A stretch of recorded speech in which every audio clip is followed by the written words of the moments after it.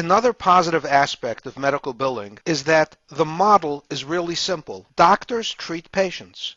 That's what they're trained to do. That's where their core competency lies. And if a doctor were to concentrate on their core competency, that's really where they would be focusing their time and their energy.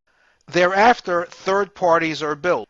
The same as we spoke before, the doctor makes a decision whether to get involved in the billing process, which necessarily takes the doctor away from the focus and the energy dealing with staff to make sure that the billing is done in-house.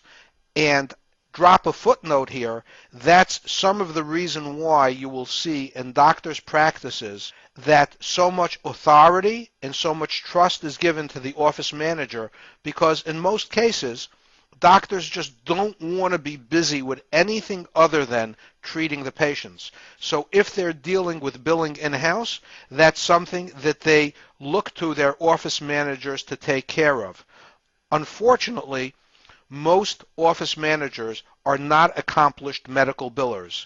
They have to do so many other things to keep the office running smoothly that medical billing, while of vital importance to keep the medical office running, is only part of the authority that is vested in the office manager.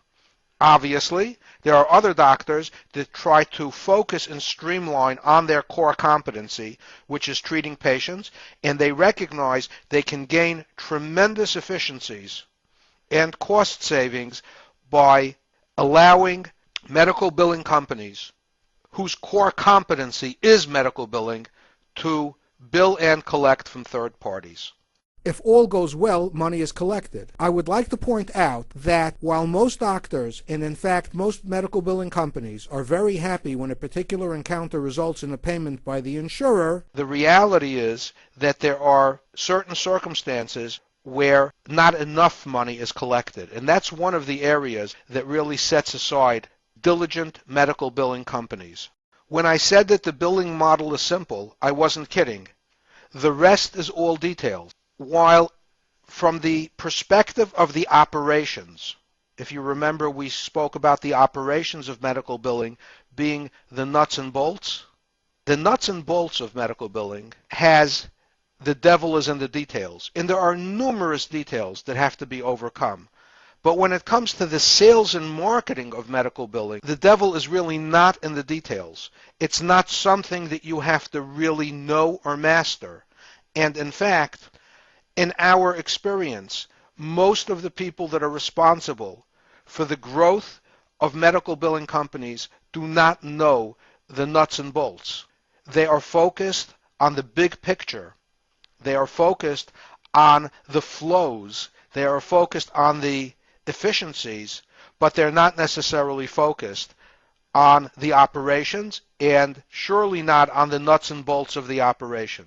What will determine your success in selling or marketing medical billing or in maintaining relationships is your level of commitment, your perseverance, your professionalism, and your dedication.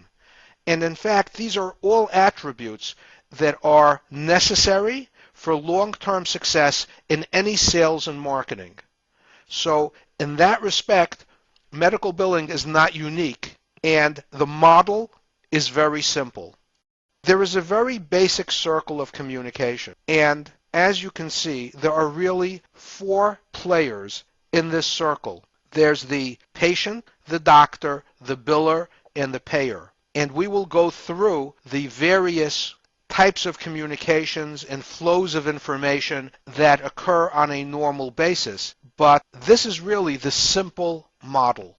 On the other hand, once you start getting down to the nitty-gritty details, the flowchart of information looks a lot more like this. And in fact, until you understand the various flows, you don't have an overview of medical billing. During this presentation, we are going to take apart the various flows in this more detailed flowchart so that you are comfortable with all of the information that you see here.